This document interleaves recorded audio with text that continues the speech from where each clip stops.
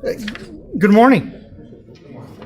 I apologize that we're a few minutes late. I was giving some folks some extra time to get here, but we're going to start up anyways. First of all, my name is Vic Manjarres. I'm the director of the Center for Law and Human Behavior here at UTEP. And so the Symposium series is part of our center and under the REACH program at UTEP. So what I'm going to do is I'm going to call up her presentation, and I will welcome Dr. Julian Turnovic.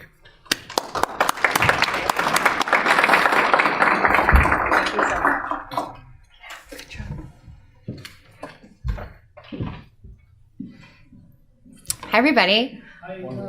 Thank you so much for coming. And thank you for Vic for that introduction and for organizing this. So, like he said, I'm a professor at Florida State University in the College of Criminology and Criminal Justice, and it really is such an honor to be here presenting in front of you all today.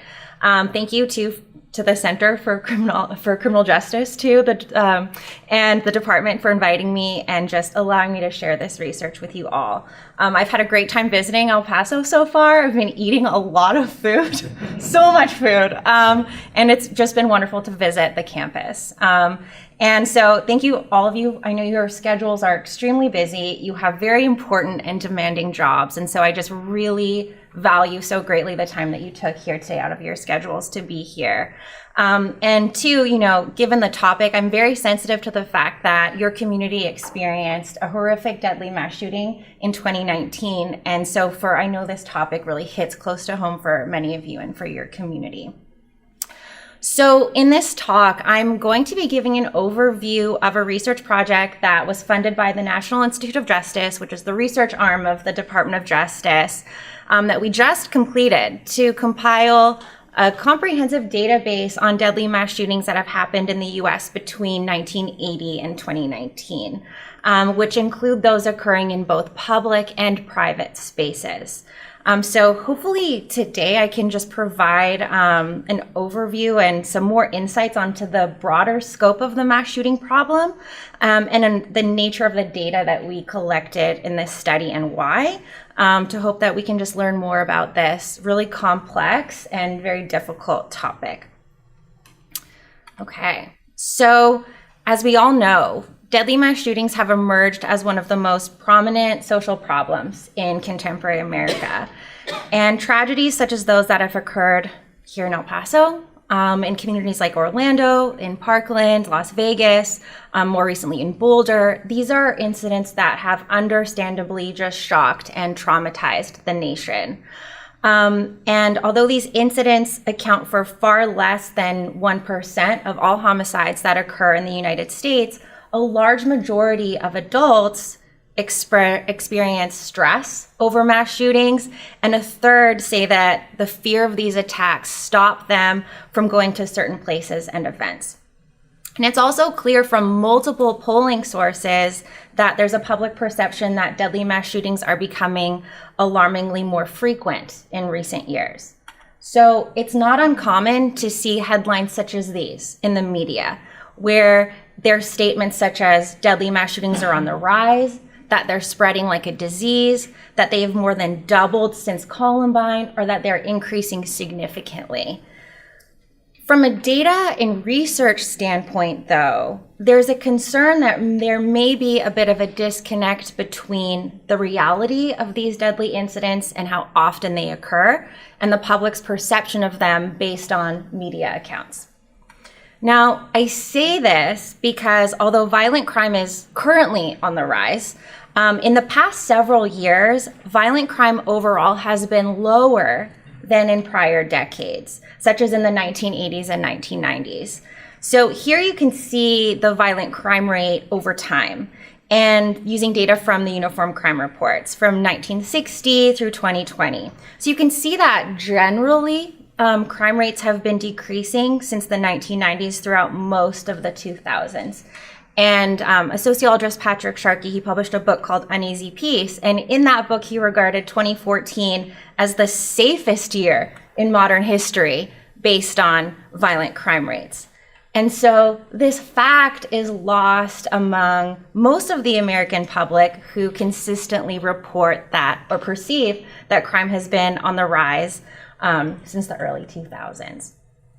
So this chart kind of shows the disparity between crime rates and the public's perceptions of crime. So you can see the darker blue line reflects the percentage of Americans who think crime has increased over the past year.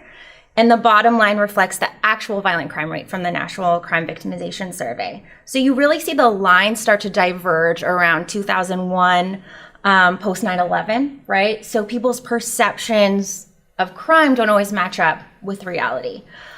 And research suggests that also that part of this gap as it continues over time can be due in part to the media's increasing sensationalization of crime and violence, and especially the amount of attention that and publicity that is afforded to high profile attacks in public spaces, including mass shootings. So a more serious issue, though, with thinking about the problems of mass shootings and mass violence is that we have very little in the way of what constitutes a shared definition with respect to what a mass shooting is. So contributing to some of this confusion is that existing databases on mass violence, those that are publicly available and routinely drawn from by the media and researchers too, paint widely different pictures of the mass shooting problem. So for instance, one of these data sources that is reported on a lot in media and in research is data that is compiled by Mother Jones, which is a relatively liberal news media website. And so this data set is heavily relied on by the public and the media, and they define a mass shooting as 3 or more shot and killed in a public space, not including the shooter. And that's in recent years. In the earlier years in the data, they define a mass shooting differently. So you can actually really compare the earlier years of data to the later years, where before they would defined it as 4 or more shot and killed, not including the shooter, and then in more recent years, 3 or more. But excluded from these data are a lot of instances of mass violence that occur in public spaces, those where the shooter may be unknown, or any shootings that may be motivated by other felonies, things that are drug-related, gang-related, or even revenge-related. And so, like even armed robberies and gang violence, right? They're excluded from these data. So these data show that mass shootings are more common today than they were in earlier years and show 10 incidents that have occurred in 2019, for example. Now, alternatively, another publicly available and popular data source is the Gun Violence Archive. Now, these data sets in the Gun Violence Archive define a mass shooting as 4 or more shot, not including the shooter, where non-fatal incidents are included, right? So instances where 4 or more people were shot anywhere, in any time, at any place, not including the shooter, regardless of whether any fatalities occurred. So there are no restrictions in these data placed on what is included based on why the shootings happened, and these data show that over 400 mass shootings happened in 2019. So from trying to understand the scope of this problem, the disparity between 10 and 400 is vast, and it creates mass confusion, I think, over the nature and frequency of mass shootings, especially because when we see a number like 400, what we picture is 400 Las Vegases or El Paso shootings, right? But the majority of these are non-fatal incidents. Now, the Gun Violence Archive, I don't want to slam it too much because it is a fantastic resource for any of you who are trying to track on a broader scale gun violence more in real time. Our official sources, like from the FBI or the Department of Justice, there's typically quite a lag between when those data are made available to the public. And here with the Gun Violence Archive, you can kind of track on a daily basis in real-time gun violence that is occurring in various communities. I will say, though, it's created by a bunch of algorithms. So when there's a media report that's published on instances on a shooting, it'll be kind of auto-populated to the data, and they have various technology that they use to populate this data source. So this is an overview of the website. You can see the various different types of violence that they track. But again, you can see in the row for mass shootings, how they appear to be increasing over time in here, and it lists like 611 that occurred in 2020. Also too though, if you're using these data, make sure that sometimes the information populates like right away after the incident before more information becomes available over time. So sometimes there are inconsistencies and a lack of reliability in some of the information that's provided, but just to give you a sense of that. Now, our sources from the FBI, when we're thinking about mass shootings and mass violence, also present quite different pictures of the problem. So the FBI Active Shooter Database is a fantastic resource for understanding attacks in public spaces. So these data include incidents where individuals are actively engaged in killing or attempting to kill people in a populated area with one or more firearms. And again, excluded from these data are incidents that are gang or drug-related shootings and those that maybe didn't intentionally put people's lives in danger. So these data show active shootings to be increasing in recent years, where, for example, 1 was recorded in 2020 and 28 in 2019. Now, the FBI supplemental homicide reports, which are really our nation's kind of premier source of homicide statistics, too, are not necessarily complete or accurate in the reporting of mass murders by firearm. So there are several incidents recorded in these data that are mischaracterized as mass killings. And there are also issues with the supplemental homicide reports and that participation in these data are voluntary. So not all jurisdictions report their homicides, and even in jurisdictions that do, cases are missing. My home state where I live, Florida, for instance, has never participated in the supplemental homicide reports. They have their separate Florida homicide report housed on their website. And in going through these data, trying to identify mass shootings from the supplemental homicide reports, I've came across cases where it says, okay, in South Bend, there were 8 victims killed in an incident. And I was like, I never heard about this in recent years. And I did more digging and I found that there was 1 person killed, but there's 8 suspects. There's also duplicates in the data, right? Where for high casualty events, they're listed multiple times because there's a maximum number of victims that can be listed. So it's difficult to determine, even from these amazing official data sources, mass violence and how often it occurs. So even newer mass shooting databases. So my project that I'm presenting on today was funded by the National Institute of Justice, and there's another project funded around a similar time to compile data on mass shootings, given these issues that we face with existing data sources. So this one, the Violence Project database, was pulled together by a research team, and it's great in that it captures probably the most comprehensive information on shooters themselves. But it also uses a really highly restrictive definition of what a mass shooting is. It includes only those that occur in public spaces, excludes cases where victims are family or friends of the shooter, along with shootings that are related to gangs, underlying crimes, arguments, or romantic triangles, right? So for those of you who maybe work homicide cases, comprises a lot of them. And so although these data are great, the data exclude from the conversation a lot of instances of mass violence that predominantly target women and children, such as those that occur in the home and those that occur in disenfranchised high crime communities. So altogether, really, this kind of tells us that there is no comprehensive, publicly available, and centralized database on mass shootings over time, especially during those years where crime and violence may have been generally higher, such as in the 1980s and 1990s.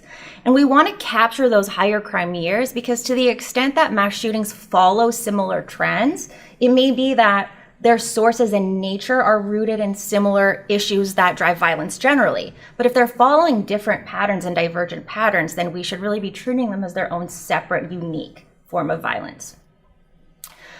So without accurate and complete data going back in time, it's really difficult to determine the nature and extent of the mass shooting problem. And this is consequential because any successful policy or even a fruitful discussion of what that policy might be first requires something really important, right? That we have a really good understanding of the nature of the problem itself.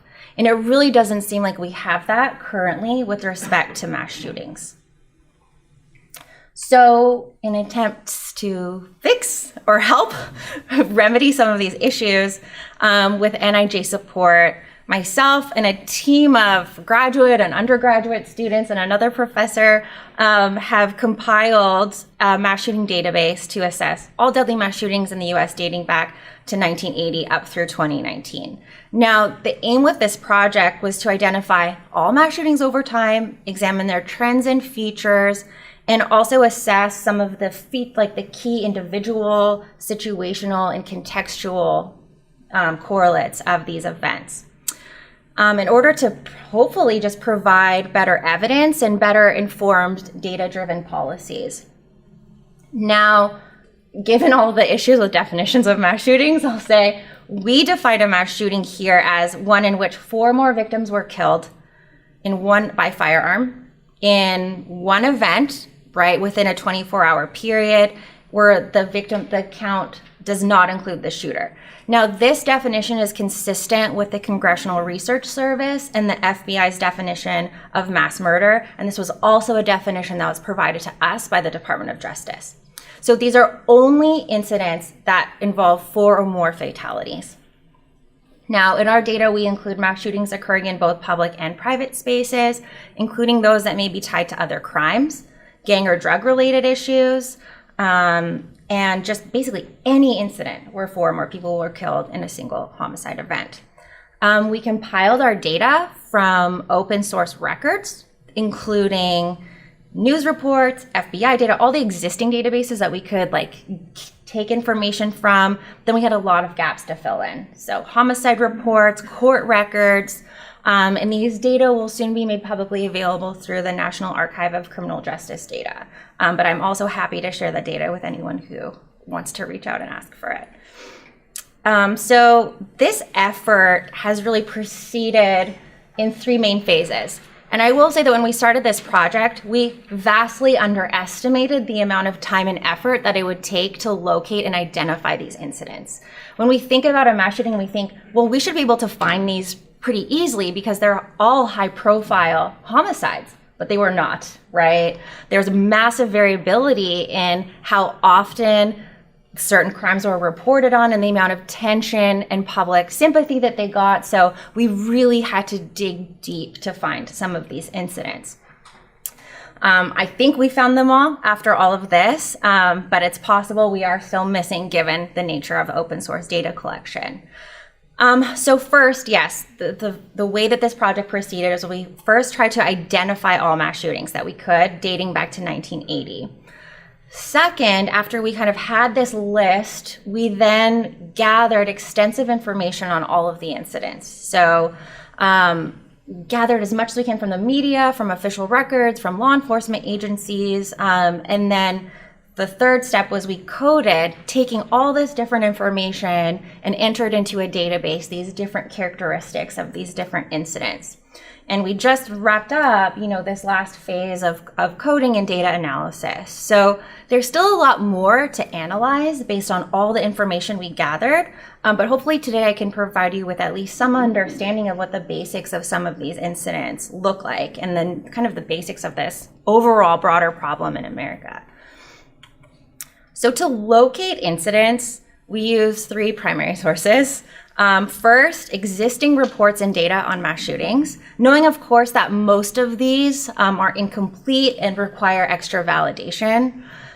Second, we relied on local, state, and national homicide reports, court records, and we reached out to many different agencies, especially at the state level on homicide statistics.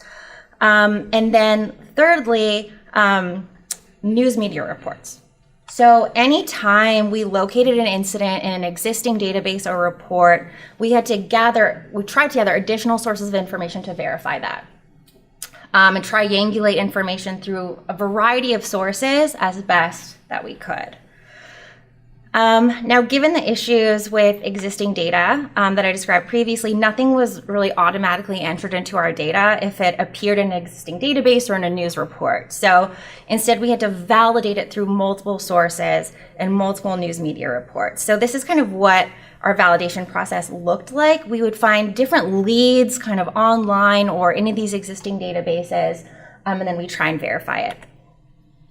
If it was clear that there was 4 or more victims who were shot and killed, not including the shooter, and the shootings happened on the same day, we would include it in our data set at least temporarily. Now, issues that we are facing is we would find reports of mass shootings where it would say, 4 people shot, and then later you learn, well, maybe 2 people were shot and 2 people were stabbed or strangled or burned. They were not all suffered gunshot wounds. We didn't include those in our data, given our definition. There was incidents too where there was incidents of mass murder, and again, just not all suffered gunshot wounds. If they died by other means but were shot, we included those in the data. Now, we gathered information. So once we kind of had this list of potential incidents, then we had to gather all the information that we could on this. So we tried for every single incident to validate it through official records, through police reports, through court files, especially if the shooter was being prosecuted, and knowing, of course, that some of the information, especially in the media, can change over time as more is released. So through all these different gatherings, so we tried to gather at least 100 news articles on every incident. And so we searched through a variety of databases on media reports like ProQuest through our libraries at Florida State, Access World News, newspapers.com, Google for more recent years, local news sources. And then we also did systematic searches through kind of the major news outlets. So the New York Times, LA Times, Chicago Tribune, and Washington Post. But the real heart of the information that we were gathering was coming from official court records and law enforcement records. So we would obtain these sources of information from like the law library, from various websites that publish court documents, and through many, many Freedom of Information Act requests directly to law enforcement agencies. And we were undergoing these searches and data gathering phases during COVID, when many agencies were just overwhelmed and at their max. Some were working remotely, and so it often took a lot of time and effort to get some of these reports. But I'm so thankful to the agencies who are able to provide and share their information with us. So after all of this information was gathered, then we developed like a detailed coding protocol to record data on each mass shooting incident. So to address issues of conflicting reports, which we did come across, we developed this kind of information hierarchy where possible, official records from courts and law enforcement agencies were used as the primary source of information for coding. And when official records were not available, we used media reports as kind of the primary source of information. And so with that, we know that those two are unequal. So we would rely on leading news sources, especially for in higher profile incidents like things published by the Associated Press, New York Times, LA Times, Washington Post, Chicago Tribune, or from the local news outlets in the city or town where the shooting occurred. Where we could be relied on the most recent articles that were further removed from the incident, since the time lag between when the incident occurred to when it was being reported on kind of allowed the media to maybe sort out details and verify information that wasn't available in the immediate aftermath of the shooting. So the coding scheme, we piloted on a subsample of incidents to determine any issues or ambiguities in the coding process. I had a team of like 14 undergraduate students that were helping code, and so we really made sure that we all understand how to code certain things in the data, and we made minor adjustments or clarifications when we needed. We met weekly to discuss these incidents, discuss just the nature of some of these cases, difficulties that we had finding information, ways to troubleshoot, And as cases were completed by coders, myself and a project manager, another PhD student at Florida State University, we independently checked and verified their cases to code for any errors or inconsistencies or correct for missing data. There's a lot of times where things just were not reported on or available. Or say, for instance, if mental health was never mentioned, we can't say that that person is coded as having a mental health problem. So the way that we recorded information in the data was if something was mentioned and verified, we include that. So there's limits, right, to this nature of data collection where some things may be just underreported on or not available. So keep that in mind as I go through this, that the open source data collection method isn't perfect, but based on what we were working with, like this is hopefully an improvement for where existing data are, which are also relying on open source records too. And for gathering this information, we were able to obtain official records for 70% of our incidents, which was pretty good. So I think I'm maybe not talking long enough, but I think we're gonna have a break now because I'm gonna, after this, tell you about what the data actually show, and we can have some of that. So does anyone have any questions or anything thus far that you want to bring up? The nature of the project? If not, we can have a little break. More questions? Yeah. How did you determine the dates to research? Okay, so we originally started, so NIJ was looking for just what decades to go back to. And for us, the supplemental homicide report started in 1976. So originally, we have planned to go back to that time.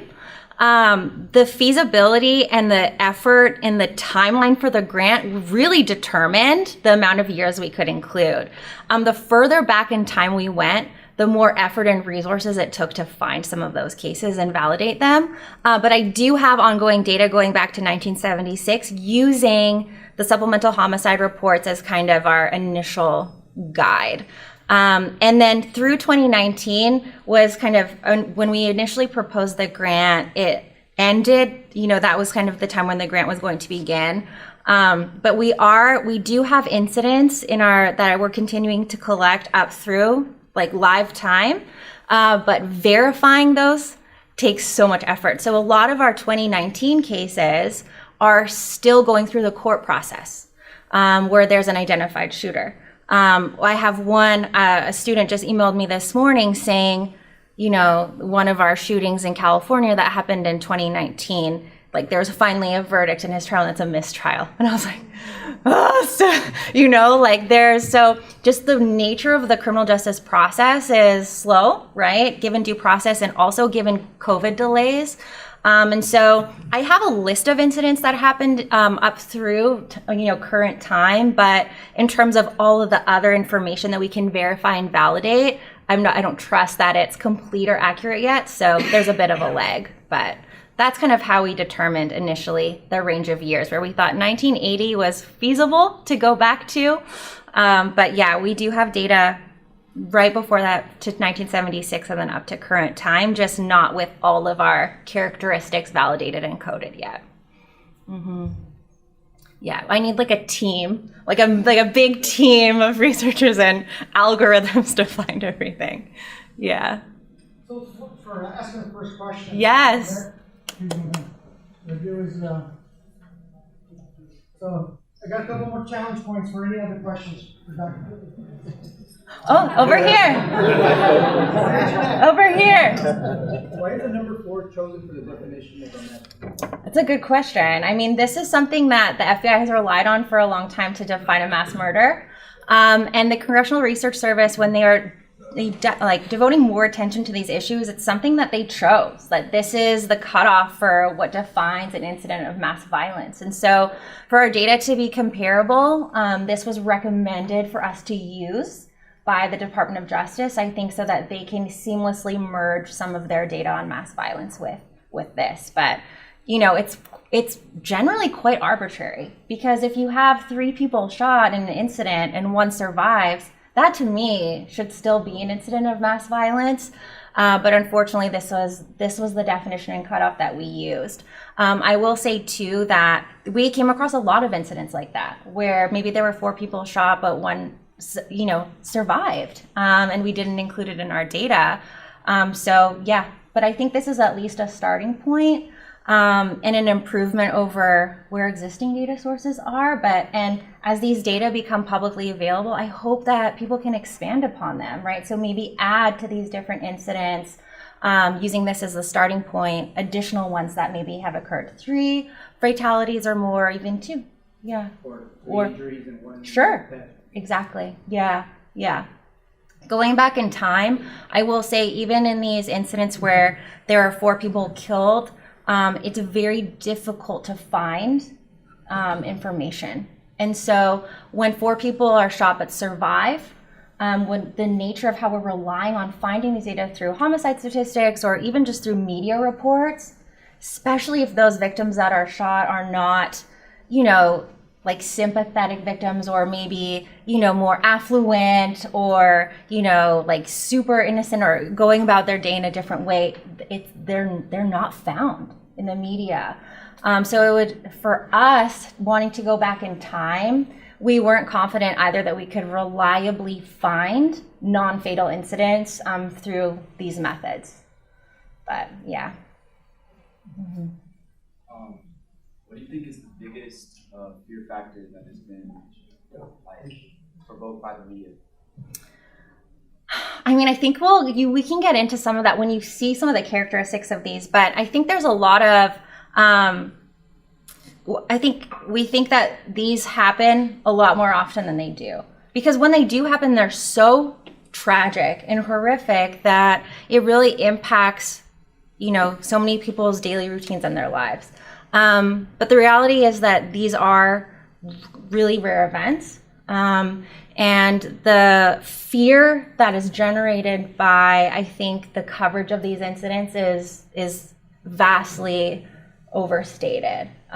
Where there's people, I've talked to, I work with victims of crime a lot in my research, and some of them are scared to just leave their homes because they're afraid, or going to a concert or going to a grocery store because there may be a mass shooting that will happen. And so, yeah, I think the fear is extreme, and the media, is the way that some of these incidents are described, is like no one is ever safe anywhere, anytime. There's other misconceptions about these incidents in that they're always carried out by assault weapons. And you'll see as I present statistics, that's not the case. The majority of them are carried out by handguns. And as well, we don't have evidence that the majority of mass shooters are mentally ill either. And so some of them are, of course, and for someone to carry out an instance of mass violence, obviously you're not in your right mind. But in terms of like preventable red flags, in terms of like mental illness, we don't see a lot of that. But yeah, I don't know. I think there's a lot of misconceptions. Yeah. Do you think that now that we're having more open carry, more weapons out in the street, is that going to build? Okay, that's a really good question. So there's research, criminologists have done research on this, and it's quite conflicting. So some research shows that the easier it is in states that have, more permissible, so where it's easier to get a gun and open carry and those types of things, or they have more permissible like regulations for how easy it is to obtain a firearm, that we see more instances of gun-related homicides, but not necessarily mass shootings. And so mass shootings don't really appear to be affected by that. Yeah. But these are, again, rare events relative to other homicides. Who's next? Okay, yes. So you mentioned mental health. Yes. We noticed that that's been an increase of their excuse of perhaps saying, "Oh yeah, my child, my daughter, my whoever, my loved one, that individual had mental health." Have you kept track of that also? Yeah, as best we can. Like, we have dug so deep on all of these incidents. We've had, you know, and a lot of our mental health verification is through clinical diagnoses. So if someone is, so we use that, and I'll get a little bit more into that as we keep talking about the data, but because so we have, you know, there will be media reports and there'll be like a friend or a neighbor say, oh, this person seemed, you know, to have mental health problems, or they seemed to be depressed, but I don't know if that really constitutes a diagnosable mental illness. So the way our threshold was if they had clinically diagnosed mental health problems where they were either institutionalized, they were taking psychoactive medication, or they had evidence of attempted or planned suicides. Yeah, so we use kind of that more extreme cutoff. Yeah. Oh, yes, and then, yes. In addition to single incident shootings like the one here in El Paso, the Yes. one in Columbine and Parkland, do you track incidents like the DC sniper case where multiple people shot and multiple people killed, but over a longer period of time? Yeah, so our definition is within 24 hours, but several mass shootings in our data were part of larger sprees. So maybe someone had killed they were on a crime spree where maybe one person was shot in one location, a few days later another, and then maybe a few days later a mass shooting happened. So we do track whether something was part of a spree killing. It's a little bit more rare with these data. Most of them are singular incidents. Yeah. Yes. Is there similar factors that lead into mass shootings occurring? Similar data and everything?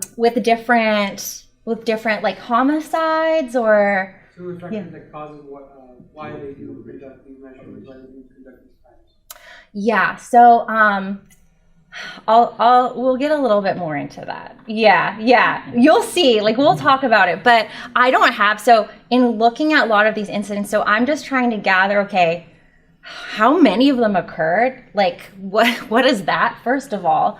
And then of those different incidents, like, what are their features? And I'll tell you, for a lot of them, trying to get at the actual motives of the shooter is quite difficult, especially given that a lot of these were not high-profile incidents, and a lot of them seemingly occurred, like, almost randomly. And so we'll talk a little bit more about that. But a lot of them stem from, to me, like regular homicides where there's interpersonal disputes, someone is under stress or crisis, and then they snap. So Thank you very much. okay, more to come.